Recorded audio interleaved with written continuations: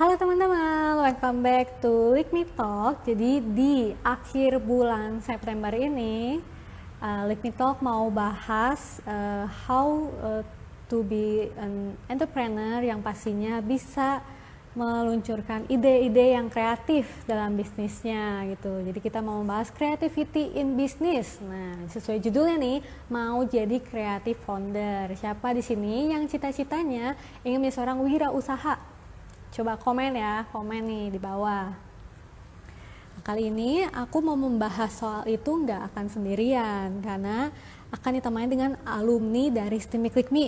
Gimana? Penasaran nggak siapa nih alumni STEMIC LIKMI yang bakal nemenin aku di LIKMI Talk sesi ini? Nah, tanpa berlama-lama lagi, aku mau langsung undang alumni STEMIC LIKMI yang bakal nemenin kita ngobrol-ngobrol pada sore hari ini. Oke, sore Cici. Halo. Suaranya jelas nggak Eh, sekarang? jelas sih, jelas. Ya. Oke. Oke, Ci, sebelum kita memulai, mau kupas tuntas gimana nih jadi seorang creative founder, boleh sebelumnya perkenalkan diri dulu, Ci, dulu di LIKMI itu kuliahnya angkatan berapa? Oke. Aku tuh jadi di LIKMI tuh angkatan tahun 2016, udah lama ya, tapi nggak lama banget lah. Jadi angkatan Iya, tahun 2016, lulusan manajemen bisnis itu. oke, wah, dari manajemen bisnis nih. Ayo mana nih teman-teman dari manajemen bisnis? Boleh ya, komen. Yang mana nih anak MB, anak MB. Oke. Nah, Ci, boleh ceritain sedikit gimana sih awalnya Cici tertarik memulai bisnis? Oke. Ini kalau misalnya ditanya awal pertama kali tertariknya tuh sebenarnya aku dari SD, ya tuh emang Hmm. suka banget jual-jualan. Jadi jualin apa ya, kayak waktu SD kan kayak apa sih, bolpen ya kan, kayak pensil. Terus mulai SMP atau SMA tuh emang udah jualan online juga ya kan, kayak baju ya kan, baju-baju online. Nah, kenapa sih awal mula tertarik buat jualannya tuh sebenarnya kalau dipikir-pikir sebenarnya simpel, karena suka uang aja. Pas dapat uang tuh seneng gitu. Nah, jadi karena suka uang jadi mikir, wah rame juga ya kayaknya kalau jual-jualan. Jadi kalau ditanya awal mula ya kan, kenapa sih suka bisnis atau pengen bisnis tuh karena ya suka aja gitu ketika nerima uang gitu. Gitu sih. Oke, jadi dapet cuan terus ya Ci ya. Iya, cuan. Oke. Gitu. Nah, terus Cici juga ini ya, udah pernah berjualan banyak barang dari SD sampai sekarang udah besar. Nah, pengen tahu nih Ci, gimana nih Ci cara berpikir kreatif ketika berbisnis? Boleh ceritain awalnya gimana nih? Kan Cici soalnya kan pindah-pindah terus ya untuk Hmm. bisnisnya, jualan ini, jualan itu gitu Ci. Oke. Nah, jadi kan pertama kali tuh ya memang ya aku tuh pindah-pindah. Jadi aku jualan kayak alat-alat tulis awal-awal, terus aku jualan kayak baju, aku jualan tas, terus terakhir itu akhirnya memutuskan untuk fokus di bagian clothing line sama makanan beku atau daging. Nah, pertama kalinya tuh gimana sih mikirnya tuh lihat peluang sih. Jadi misal nih kayak waktu aku sekolah gitu kan, anak-anak tuh aku ngeliat kan ya, mereka tuh pada suka jajan-jajan alat tulis. Biasanya suka ada mang-mang mainan kan ya dulu kalau di sekolah, ya kan, suka jualin alat-alat tulis, ya kan, long sleeve. Nah, aku kira mikir gitu kan, ya udah gitu kan, kenapa nggak aku jual juga gitu kan. Jadi di kelas itu akhirnya belinya ke aku. Terus ketika pas udah mulai SMP dan SMA gitu kan, aku tuh ngeliat itu tuh kayaknya pertama kali kayak booming online gitu loh, kayak jual baju-baju, ya kan. Dan aku ngeliat beberapa teman-teman aku juga emang suka belanja, jadi suka jajan baju kayak gitu loh, online online. Nah, aku ngeliat di situ, kenapa nggak berpikir kayak ya udah aja, kenapa nggak jualan juga gitu kan pada saat itu. Nah, jadi apa ya, karena emang suka mikirnya tuh gimana ya supaya menghasilkan uang. Jadi pas ngeliat teman-teman lagi pada suka ini nih, ya udah gitu kan, aku akhirnya jualan juga di situ. Akhirnya banyak teman-teman sekolah yang itu beli ke aku juga gitu. Nah, akhirnya ketika udah lulus, ya kan, lulus sekolah, ya kan saya kerja. Jadi waktu itu saya nggak langsung kuliah dulu, ya kan, saya akhirnya kerja dulu 1 tahun. Nah, di saya kerja sebagai marketing, ya kan, marketing waktu itu tuh marketing daging, sosis. Nah, pas udah kayak gitu pada tahun 2016, ya kan, itu tuh masih jarang banget kayak frozen food itu tuh online. Ya kan, mereka Betul. lebih kebanyakan toko fisik, nggak kayak sekarang ya, mau diketik apapun tuh banyak ya, berjibun di mana-mana. Nah, kalau dulu tuh enggak, gitu kan, masih masih apa ya, masih jarang banget. Nah, pada saat itu aku berpikir, "Oh, kenapa enggak aku masukin juga aja online?" Gitu kan. Nah, jadi mulailah dari 2016 itu sebenarnya karya pangan ini tuh dari 2016 di Instagram gitu. Jadi Oh, wah keren banget ya. Tepuk tangan nih untuk Cinawi. Ya, jadi kayak melihat ini ya Ci ya, lingkungan kita tuh lagi trendingnya, lagi butuhnya tuh barang apa. Nah itu yang membuat Cici memutuskan ide, wah pengen jualan ini gitu ya Ci ya. Iya. Oke. Keren banget nih. Nah sekarang aku penasaran nih, Cici gimana nih rasanya Cici suka dukanya jadi seorang creative founder. Oh, oke. Kalau dibilang suka dan duka lebih banyak apa? Dukanya sih ya, kalau awal-awal merintis ya, gitu Oh kan. Jadi kalau awal-awal itu ya, oke.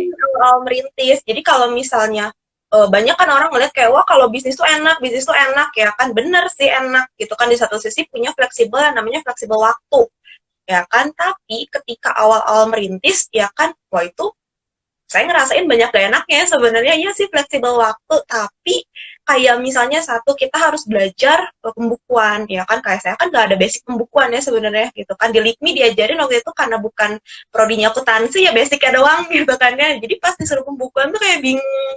Terus kalau misalnya pembuatan produk, terus lagi mikir penjualannya juga gitu kan, jadi kalau misalnya dibilang uh, suka dukanya gitu kan gimana, ya dukanya awal-awal ketika merintis pasti lebih banyak gitu sih. Kalau sukanya ya fleksibel waktu gitu kan, kalau misalnya ngantor kan harus minta izin ya kan ke atasan, bu cuti mau apa, belum nanti dibilang kan oh bulan kemarin udah cuti lagi, udah izin lagi, ini buat apa gitu kan. Nah tapi kalau misalnya sekarang ya kan lebih banyak apa sih, waktunya aja sih lebih fleksibel gitu.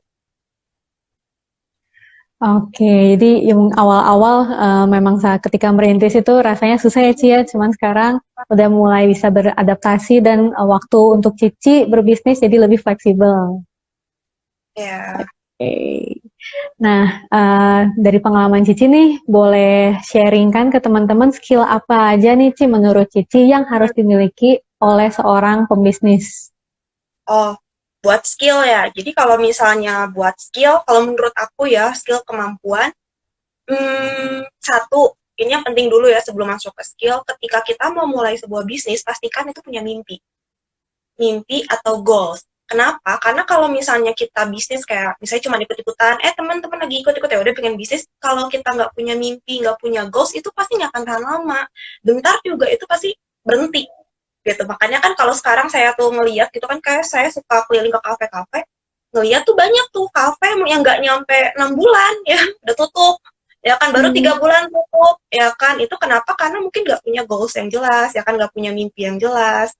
Nah nanti dari mimpi dan goals itu sebenarnya akan ngebangkitin yang lain. Misal kita harus punya, menurut aku ya kreativitas itu penting. Kalau bagi seorang founder itu kreativitas penting. Ya kan kenapa? Karena kalau misalnya kayak aku nih sekarang kan fokusnya di bidang frozen ya kan, daging.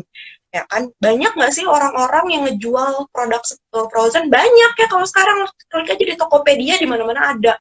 Ya di Shopee juga ada gitu kan. Jadi kreativitas penting ya kan, kayak misalnya Cici ya kan, lihat pesaing-pesaing Cici, oh mereka tidak melayani pengiriman ya kan, misalnya di hari Minggu. Ya kan apa yang aku lakukan, aku bisa tetap mengadakan pengiriman di hari Minggu, itu nilai plus aku ya kan. Terus kalau misalnya yang di Seppel ID kan itu clothing line ya kan, kaos, jaket, banyak gak, wah banyak ya, berjibun di Bandung apalagi gitu kan ya. Nah gimana caranya kan, harus kreatif ya kan.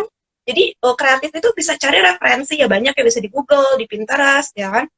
Terus apa, eh apa ya, di combine gitu, kita buat ide baru ya kan dari referensi yang ada. Jadi jangan mulai dari nol, kalau dari nol capek banget gitu kan. Jadi ingat ATM, amati, tiru, modifikasi. Modifikasi. Itu penting banget ya, kalau mulai dari nol itu capek gitu, karena itu perlu tuh bikin apa sih yang menonjolnya dari kita gitu. Jadi kreatif tuh penting, harus terus kreatif. Terus yang berikutnya menurut aku skillnya tuh harus mampu mengkomunikasikan ide. Nah, seringkali kan ide tuh mentok ya di kepala, ya kan udah ada nih gambarannya, tapi karena kita tidak sanggup mengkomunikasikan itu kepada tim desain mungkin, atau kepada tim produksi, akhirnya ya cuma mentok di kepala aja dan nggak jadi produk apapun. Jadi penting banget untuk mengkomunikasikan ide, ya kan, atau rancangan-rancangan ke depan sama rekan-rekan kerjanya, itu penting. Terus yang berikutnya, skillnya menjual sih, harus bisa promosi ya minimal ya kan. Pastikan kita bangga sama produk kita. Ya kan kayak saya gitu kan punya produk-produk dari Disciple ID. Ya saya sendiri saya memakainya gitu kan. Kenapa? Karena saya bangga dengan produk saya. Seorang founder, seorang owner yang nggak bangga dengan produknya atau bisnisnya, dia nggak akan bisa menjual apapun. Karena sebenarnya marketing yang paling kuat itu siapa ya? Diri sendiri, si pemiliknya itu. Itu sih kalau menurut aku ya yang paling penting. 3 hal penting. Oke, itu ada tips-tips, ada saran-saran skill yang harus dimiliki oleh seorang kreatif founder. Nah, eh, terus mau nanya lagi nih, Ci. Menurut Cici, ada tips lainnya nggak untuk memulai bisnis untuk seorang pemula mungkin ya, Ci, atau mungkin seorang mahasiswa dari sekarang? Oke, ada ya. Yang pertama, jangan takut buat mulai. Jadi tips untuk mulai bisnis jangan takut buat mulai gitu kan. Kenapa? Berani ya, Ci. Harus berani karena seringkali ya apalagi mungkin di tengah-tengah sekarang mahasiswanya lebih logik gitu ya. Seringkali itu banyak mikir dan berteori ya. Wah A, B, C, D, wah planningnya kuat ya kan. Biasa bisnis plannya kuat gitu kan. Tapi tidak ada kemampuan untuk mengeksekusi.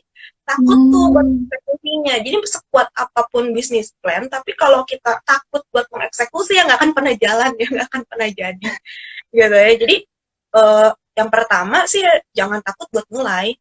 Dan ingat gitu, ketika berbisnis itu tidak selalu untung, pasti akan ada rugi. Itu udah pasti, ya kan? Jadi jangan takut rugi, karena kalau rugi itu udah pasti rugi gitu kan. Jadi mulai aja dulu gitu. Itu tips yang paling pertama ya, jangan takut buat mulai, ya kan? Terus yang berikutnya, coba cari ya, apalagi yang baru mau mulai, apalagi mahasiswa, kemampuan kalian yang paling menonjol apa? Misal, Hmm. ya kan saya tahu ada teman saya, ya kan itu jago banget masak. Ya itu kayaknya bahan-bahan di kulkas, ya kan dia pegang, itu bisa jadi satu masakan yang enak. Beda dengan saya. Ya kan telur aja tuh saya bisa gosong atau gak keasinan gitu. Nah itu mungkin skill dia gitu kan adalah di bidang masak. Ya karena dia bisa tuh mulai apalagi sekarang gitu kan serba digital, serba online dia bisa mulai jual di GoFood, di GrabFood, ya kan buka GrabFood atau GoFood sekarang gampang banget, ya kan nggak perlu ribet. Nah, dia bisa coba jual-jual di situ, ya kan? Kenapa? Saya tahu ya, dekat rumah saya tuh ada tukang seblak ya. Terus dia masukin ke GoFood dan saya lihat ya itu pembeliannya tuh udah sampai 500 lebih gitu. Artinya kan seblak doang aja dibeli sama orang gitu. Apalagi kamu punya kemampuan untuk masak gitu kan. Nah, pasti dibeli. Jadi searching tuh, apa sih kemampuan kita yang paling menonjol gitu. Kalau kayak saya gitu kan, saya tuh kemampuannya untuk menjual sebenarnya. Kalau saya tahu saya suka, saya bisa jual itu. Akhirnya saya menemukan lah kesukaan saya tuh daging kan. Saya tuh suka banget makan daging. Nah makanya kenapa sekarang saya jualin daging, ya kan saya masukin ke kafe, saya masukin ke resto, saya jualan online, dan saya yakin banget daging yang saya jual itu enak gitu. Jadi searching tuh kemampuan dalam diri kita. Nah, udah dicari, udah dapet, oh ini nih kemampuan saya, ya kan? Latih, ya dikembangin ya kan, jadi jangan takut cuman bisa misalnya ngebuat apa ya bolu kukus gitu kan, ya nggak apa-apa jual aja dulu gitu kan. Saya jarang banget lihat dapet bolu kukus gitu, nggak apa-apa jual dulu gitu kan, terus kembangin lagi, cobain yang lain, cobain yang lain. Itu sih yang pertama kali ya buat pemula, jadi jangan takut, cari potensinya dan langsung cobain aja gitu. Gagal gimana ya berarti coba lagi. Itu sih.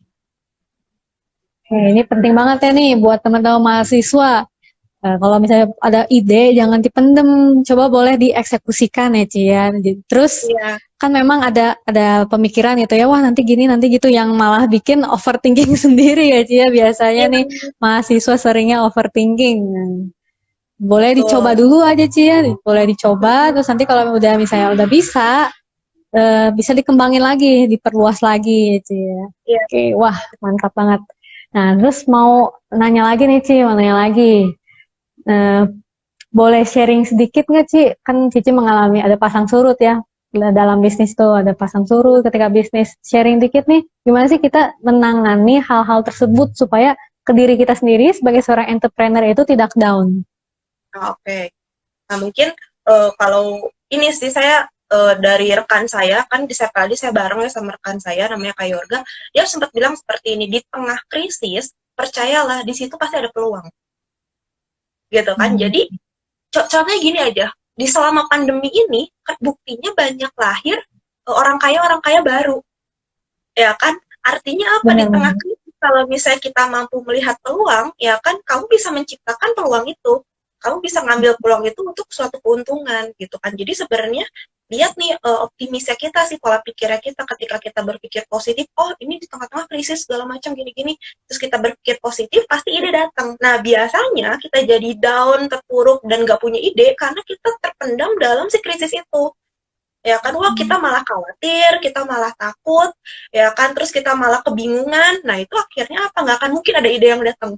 Kalau kita takut, bingung, khawatir, nggak akan mungkin ada ide, ya kan. Makanya perlu yang namanya kemarin tuh saya diajarin tenang gitu kan, tenang, ya kan, ya terus berdoa juga, ya kan, kita punya Tuhan, berdoa tenang, ya kan, dan lihat gitu peluangnya apa. Contoh di tengah corona kemarin gitu kan, banyak akhirnya jual apa kayak alkohol, masker, berhasil ya kan, dan akhirnya laku Benar keras ya sih. kan, vitamin ya kan. Nah, artinya mereka melihat peluang dan segera mengeksekusi itu, ya kan. Terus ya kan di tengah-tengah corona kemarin juga banyak kan muncul akhirnya online kan, frozen food online, makanan online, semua online. Itu pun akhirnya menimbulkan munculnya apa sih, pengusaha-pengusaha muda yang baru, ya kan. Artinya apa, mereka bisa melihat peluang, mereka nggak terpuruk sama si apa sih, kondisi gitu. Terus gimana ya kan kalau misalnya kita udah mulai, ya kan, wah kayaknya naik ya, aman, tiba-tiba ini ya surut ya kan, omset mengecil segala macam ya kan. Nah setiap down itu pasti, karena manusia itu pasti ngalamin yang namanya down. Nah cuman lama atau tidaknya itu tergantung kita, ya Hmm. kan. Saya sering banget dibilangin udah down mah jangan lama-lama, sehari cukup ya, 3 hari cukup, jangan terlalu lama. Down itu pasti, tapi lama sebentar atau tidaknya itu tergantung kita. Terus gimana kalau pas lagi down, ya karena kayak saya kan kalau di sekolah ini saya bersama rekan saya, ya kan, kalau lagi down apa ngobrol ya bareng, ya kan. Aduh ini gimana ya, ini lagi down, bisnisnya lagi begini begini begini, akhirnya gimana ya, kita cari solusi bersama, ya kan. Terus saya juga disemangatin kembali, ya kan. Nah terus hati-hati juga ya kan ketika kita lagi down dan ketemu temen, ya kan. Kalau teman kitanya bener ya puji Tuhan gitu kan, ya kita disemangatin gitu. Tapi kalau enggak, ya kan, wah ya malah di ini ya, nanti mimpinya malah dibunuh gitu. Udahlah, emang lagi krisis kayak gini mah nggak akan bisa. Nah itu kan malah ngebunuh mimpi ya gitu. Nah jadi pastikan sharing atau apa ya, berbagi tipsnya segala macam sama orang yang tepat, itu sih. Dan jangan terlalu lama daunnya, langsung aja cari cara, cari ide, evaluasi malah, apalagi sih yang di apa yang dikembangin atau dibuat, karena ya tadi di tengah krisis, di tengah surut pasti ada peluang yang baru gitu. Wah, keren banget nih cerita dari Ci Naomi. Apalagi ini bener banget ya Ci, relate ketika pandemi itu, wah itu bener-bener kerasa sih. Aku juga ngelihat teman-teman aku yang ngebisnis, ada yang down, yang ngerasa sedih gitu.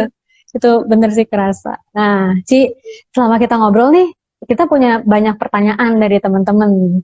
Ya, boleh Oke, aku pilih satu ya Ci, ya? Pilih satu dulu nih. boleh. Oke, ada dari yang pertama nih Ci, dari Kahamira Anissa. Bagaimana Ci cara menciptakan mental yang anti down, keluar dari zona nyaman, apalagi di masa digitalisasi? Ah, oke. Nah jadi aku bahas dari zona nyaman dulu ya. Nah jadi sebenarnya zona nyaman itu ya kan adalah titik di mana akhirnya kita merasa cukup, ya nggak sih. Kayak aku aja gitu kan, ada titik gak di mana aku merasa oh ini kayaknya cukup deh segini aja, ada, ya kan. Akhirnya itu menciptakan zonanya. Contoh ya, ketika aku kerja aja ya, waktu itu sebelum aku akhirnya memutuskan resign dan bisnis, itu tuh aku dari di mana dia cukup. Dan aku sampai berpikir udahlah aku kayaknya gak usah bisnis, udah cukup, karena waktu itu income juga udah lumayan besar, ya kan. Terus aku juga pekerjaan atau posisinya udah stabil, jadi akhirnya itu nyiptain zona nyaman. Tapi nah ini ya, zona nyaman itu ngebuat kita itu tidak bisa beranjak kemana-mana dan tidak akan bisa mencapai potensi-potensi yang lain. Nah, ini yang ditekanin. Kalau misalnya kita ngerasa, ah udahlah cukup segini aja, maka diri kita hanya akan segitu. Nah, terus gimana keluar dari zona nyaman? Ya kan, nah ini dia. Coba cek, ya kan, biasanya kita tahu, ya kan, dalam diri kita hal apa lagi sih yang harus dikembangin. Ya kan, contoh, ya kan aku tuh tahu banget ya kan bahwa aku tuh one day akan berbisnis dan punya perusahaan. Makanya tadi di awal aku bilang milikilah mimpi, ya kan. Nah di tengah-tengah COVID loh ya tahun kemarin aku akhirnya memutuskan untuk resign. Wah ya banyak yang bilang wah ini bodoh sekali keputusan, tapi aku akhirnya memutuskan untuk resign. Nah itu aku lagi keluar, memutuskan untuk keluar dari zona nyaman aku. Karena literally ya itu ketika di kantor tuh ya aku nggak ngapa-ngapain tuh income yang besar tuh pasti dapat ya, aku cuma duduk doang itu bisa dapet gitu. Nah itu zona nyaman aku, ya kan. Nah terus gimana sih cara nyiapin mental yang gak anti down? Nah, yang tadi aku bilang manusia itu ya kan pasti akan ada downnya, ya kan. Gak ada satu manusia pun yang gak bisa sampai gak down gitu, pasti ada gitu kan. Tapi berapa lamanya itu tergantung kita, karena down atau enggak itu keputusan. Dan it's okay menurut aku ngasih kesempatan buat diri kita down tuh nggak apa-apa. Ya kan seringkali kan kita butuh menangis ya, kayak aduh ini Iya. kenapa? Ya kan kadang kalau kau pendem sendiri juga itu jadi ini ya, jadi nggak sehat juga gitu kan. Jadi nggak apa-apa kasih waktu buat diri kita. Kayak aku juga pernah ya down itu sampai aku inget banget dari pagi sampai malam aku cuma nangis doang. Itu aku makan, aku muntah lagi, ya kan. Udah gitu aku apa ya? Aku mau ngomong pun nangis. Kenapa? Karena waktu itu aku ingat banget ada satu konsumen aku yang nyumbang 50 juta ke aku, itu diambil orang langsung. Nah, Wah, kebayang gak sih daunnya tuh langsung hilang gitu kan, aku kayak, gitu kan, down banget. Dan akhirnya itu aku cuma nangis seharian dari pagi sampai malam, ya kan. Dan itu nggak bisa berhenti. Tapi apa akhirnya yang terjadi besoknya? Nah ini makanya enak banget kalau kalian punya partner, ya kan, yang bisa apa nge-up kalian. Aku dikontak dan dibilang ayo kita nge-zoom, dan di zoom itu akhirnya aku dikuatin, kita dikuatin, dikasih nasihat segala macam, sampai akhirnya saya sekarang ya punya konsumen yang bisa ngegantiin konsumen itu yang sebelumnya gitu. Jadi gimana sih ya kan supaya nyiptain mental anti down gitu kan, keputusan gitu kan, bangkit. Dan kalau kau tahu punya orang atau teman yang bisa ngajak kalian jadi up, temuin orang itu gitu jadi startnya dari diri kita sendiri ya, Ci ya. ya. Nah, karena kalau misalnya entrepreneur mah ya udah nggak bisa didukung sama orang lain ya selain diri kita sendiri ya. Bener sih, bener. Oke. Semoga jawabannya bisa menjawab pertanyaan dari Kak Hamira ya. Oke, aku ganti pertanyaan ya, Ci. Mm-mm.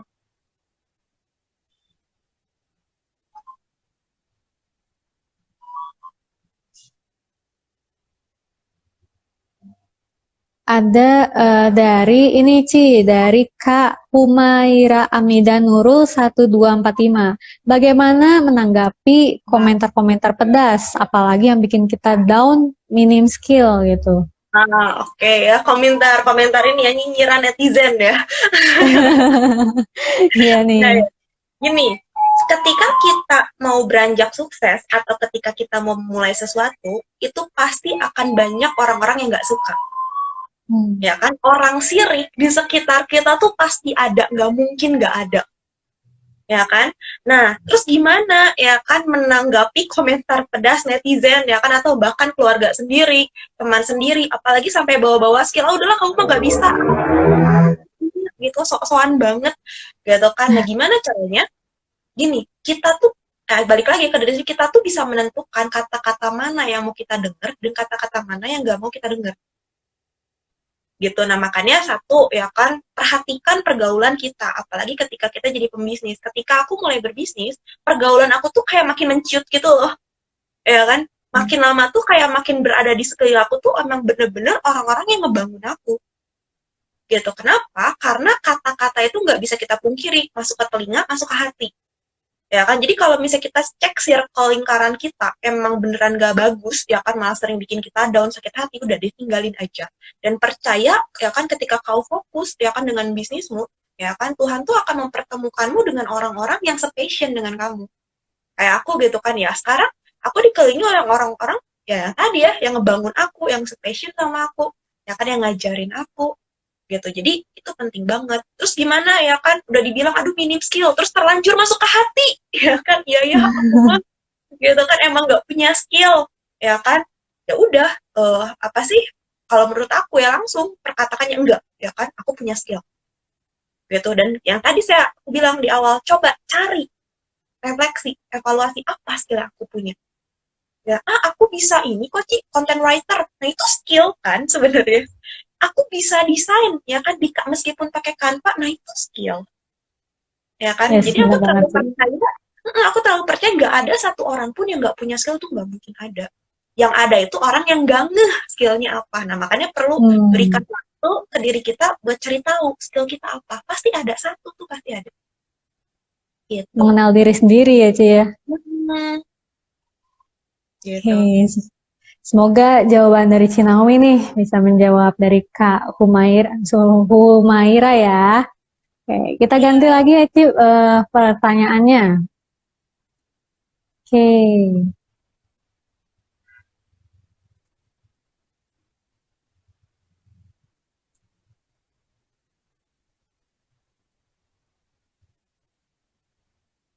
Izin Oke, minum. ini ada, oh iya, boleh Ci. Ada pertanyaan dari Kak Teguh Pradana Anis. Ci, bagaimana cara mempertahankan bisnis ketika kita sepi? Apa yang harus kita lakukan agar dana juga aman? Oke, agar dana aman. Nah, ini saya ngalamin waktu awal-awal mulai, ketika saya menggabungkan uang bisnis dengan uang pribadi. Waduh ya, kacau langsung ya. Jadi uang bisnis, modal bisnis kepake buat sehari-hari ya. Akhirnya itu terkuras di situ. Akhirnya saya diajarin pisahkan uang bisnismu dan uang pribadimu. Nah, akhirnya yang saya pakai metodenya adalah, kan ada yang metode orang, oh kalau misalnya bisnis, keuntungan bisnisnya semua buat saya. Tapi ada juga metode orang pakai, oke, ini keuangan bisnis, ini uang saya. Nah, saya tuh digaji dari bisnis saya. Kebayang nggak sih? Nah, jadi misalnya nih ya, saya ngegaji diri saya misal sebulan 1 juta. Maka ketika bisnis saya untung, misalnya untungnya 5 juta, ya kan, maka uang yang akan saya nikmati adalah tetap 1 juta. Gitu. Dan jadi itu tidak akan mengganggu si keuangan bisnisnya. Gitu. Jadi pastikan yang pertama ya kan, pisahkan dulu nih keuangan bisnis dan keuangan pribadi. Wajib punya 2 rekening minimal. Kalau seorang pembisnis tuh nggak bisa 1. Ya kan, terus kalau gimana nih lagi sepi, apa yang harus kita lakukan agar dana aman?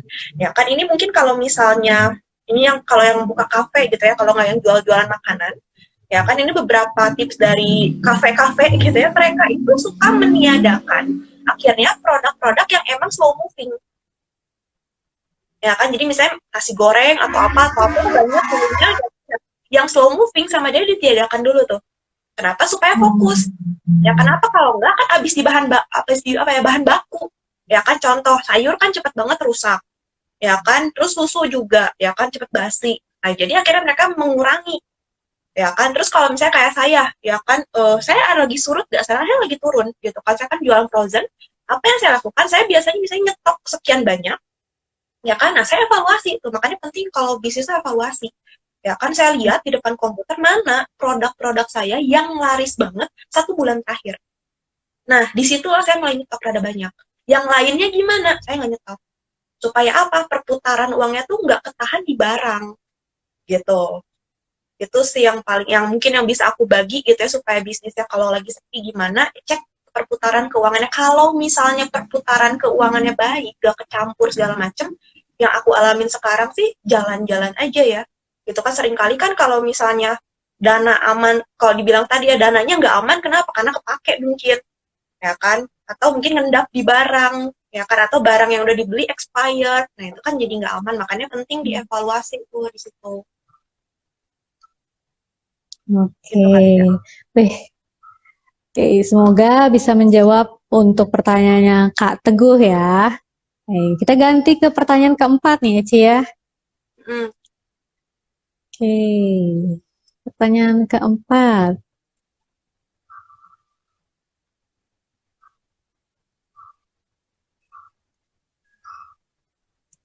Oke, ini ada dari Kak Dwi Maharani Sulistiawati. Utamakan kuantitas atau kualitas? Kalau bahannya habis, lebih stop jual atau ganti bahan baku?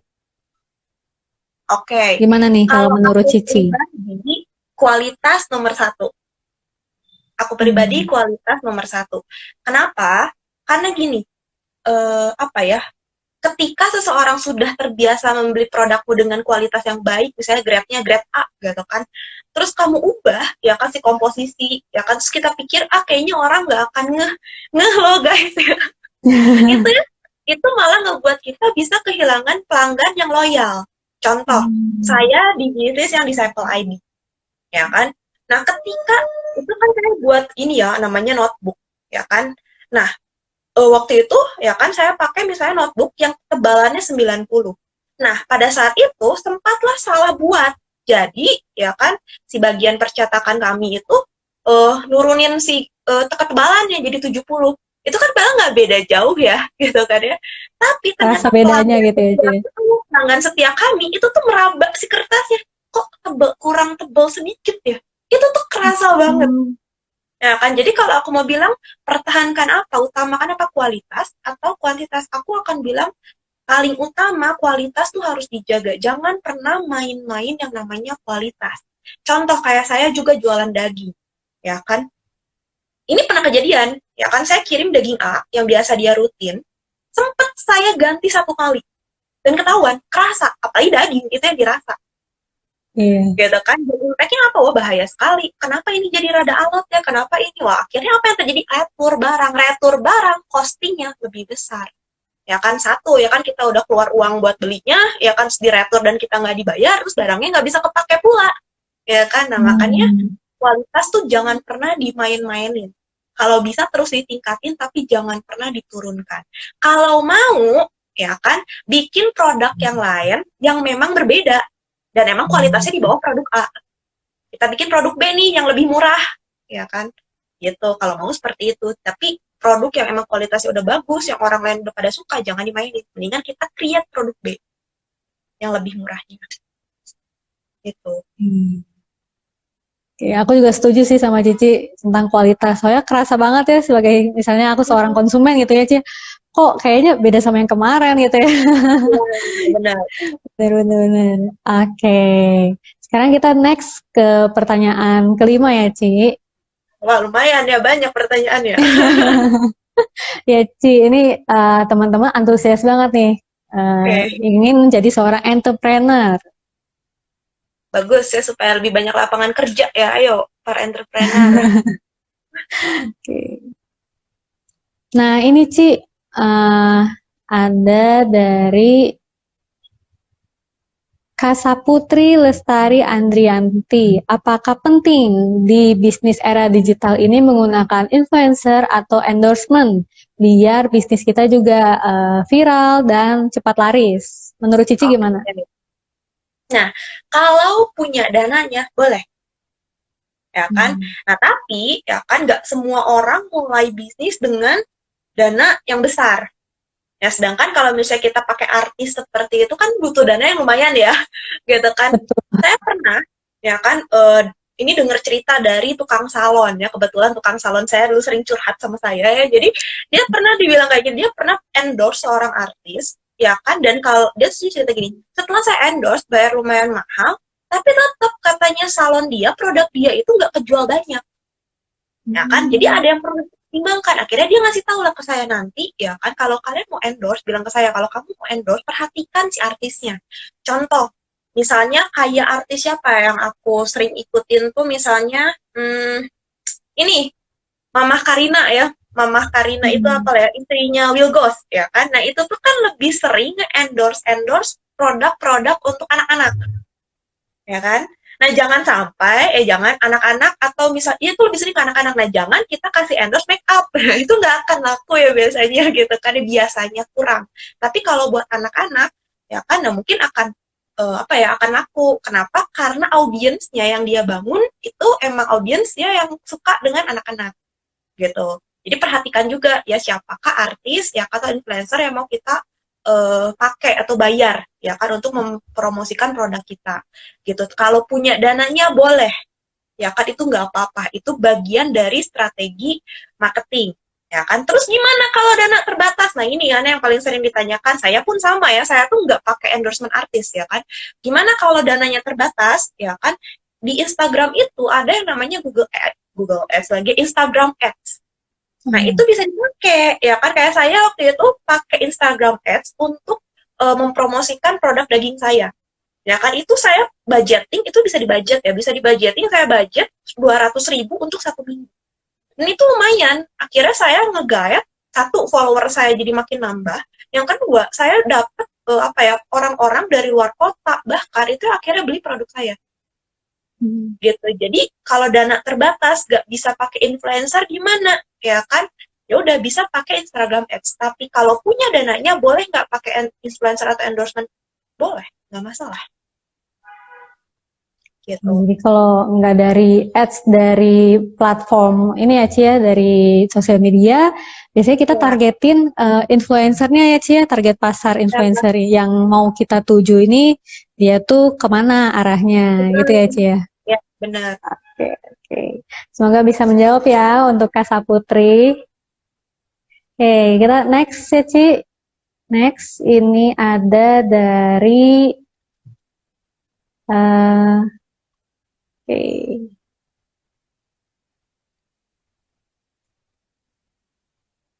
dari KS Berlin, gimana cara kita nge-treat customer dengan cara yang baik supaya mereka mau repeat order terus? Oke. Nah ini ya kerjaan aku sehari-hari waktu kerja ya, waktu dulu 6 tahun ya. Satu, ya boleh kan, nih Ci bagi-bagi tipsnya.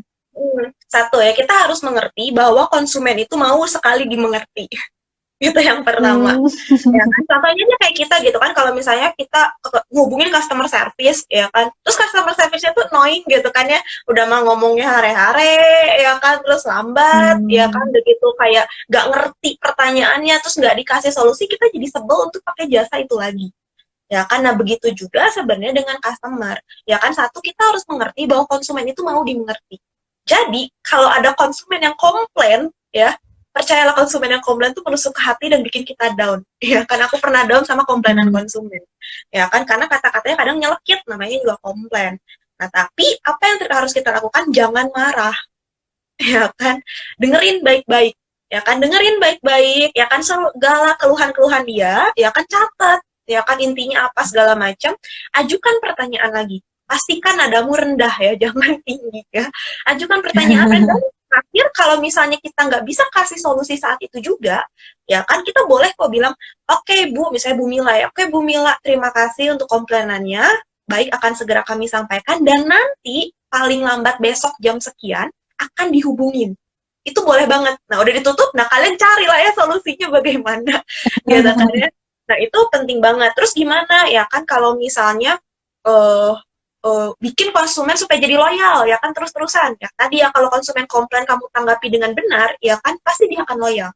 Saya ada satu konsumen pernah waktu itu komplain sama saya, terus saya tanggapin, ya kan, saya kasih solusi, ya kan, udah beres solusinya. Akhirnya dia ngomong satu kayak gini, ada sih Naomi, ya kan, yang nawarin ke saya produk yang persis sama kayak kamu tapi lebih murah, ya kan, tapi saya nggak mau, saya udah nyaman aja sama kamu, jadi tetap aja meskipun kamu lebih mahal, ya udahlah saya beli aja ke kamu. Nah itu, ya kan, jadi dengarkanlah setiap masukan, setiap komplainan dari konsumen kita, dan jadilah problem solving gitu. Nah mereka tuh akan nyaman tuh akhirnya, mau mungkin nanti di luar sana ada orang yang nawarin mungkin produk yang lebih mahal, tapi karena dia nyaman dengan servisnya kita, ya kan, dia akan repeat order ke kita gitu. Jadi ya tadi ya, hati-hati dengan nada, ya kan, hati-hati jangan sampai bilang, Mbak aja mungkin yang lidahnya aneh, ya nggak ada yang berubah kok dari makanan saya, jangan ya, itu langsung di blacklist, ribut gitu.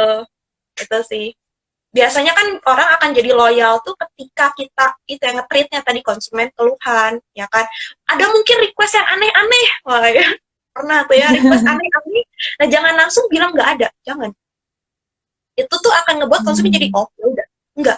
Ya kalau ada konsumen nge-request aneh-aneh, minta aneh-aneh, dengerin dulu, yang seperti apa, boleh nggak dijelasin lebih detail, barangkali kita bisa bantu. Nah setelah dia ngomong panjang, ya oke, nanti kita kabarin, ya udah nggak usah langsung dibalas kok, ya kan. Nah kita cek sering kali ya, masukan dari konsumen, komplainan dari konsumen itu malah ngebuat kita jadi punya produk baru. Aku tuh sering banget kayak gitu, ya kan, makanya kenapa produk aku banyak, produk aku makin banyak, itu tuh dari situ, konsumen minta ini, minta itu, akhirnya aku cek, ya kan, aku evaluasi, terus akhirnya malah aku bikin produk baru, Dan aku bilang ada. Akhirnya apa? Banyak juga yang akhirnya beli ke aku. Jadi seringkali masukan komplainan tuh jangan didinai, tapi didengerin. Tuh. Jadi untung kedua belah pihak ya Ci ya, dari pihak konsumen juga merasa dinotis gitu, merasa dinotis, dan dari kita juga ternyata komplain dari konsumen ini malah bikin ide yang baru, meluncurkan ide yang Ya, baru untuk kita. betul. Oke, wah nice banget nih Ci. Nah Ci, sebelum menutup untuk Click Me Talk kali ini, boleh kasih pesan nih untuk teman-teman mahasiswa dan teman-teman lainnya yang mau terjun ke dunia entrepreneur, mau berbisnis. Oke. Ya kan, buat kalian ya kan para Likmi ya Likmiers ya gitu kan ya, anak-anak Likmi ya, penonton-penonton yang mau coba untuk ke dunia bisnis ya kan, satu, nggak ada kata terlambat ya kan, jadi nggak perlu ada yang disesalin kayaknya udah telat, enggak ya, nggak telat ya, masih muda apalagi ya para Likmi-Likmi ini ya kan, jadi nggak ada kata telat. Yang tadi ingat ya kan, jangan takut buat mencoba ya kan. Terus kalau gagal gimana, evaluasi aja, itu nggak masalah kok. Gagal tuh pasti, rugi tuh pasti ya kan, tapi yang paling penting gimana kita bisa evaluasi dan jadi lebih baik ya kan. Terus pastikan ya kan kamu punya komunitas, punya orang-orang yang bisa mendukung kamu, ngasih solusi buat kamu dan bisa nge-up kamu, itu penting ya kan. Apalagi seorang entrepreneur ya kan, dia nggak bergantung sama siapa-siapa ya gitu kan ya, paling dia bergantung dengan siapa, diri sendiri dan Tuhan gitu kan ya. Jadi perlu banget punya orang-orang yang nge-encourage, mungkin yang ngasih solusi, yang bisa brainstorming. Wah, itu kalau kalian udah punya temukan orang seperti itu, jangan dilepas ya gitu, jangan dilepas bestie ya, pegang erat-erat ya gitu sih. Oke, terima kasih ya untuk Cinaumi yang mau berbincang-bincang ngeramein Live Me Talk kita kali ini. Terima kasih juga untuk teman-teman yang sudah nonton, sudah bertanya juga. Have a nice day and stay connect. Bye.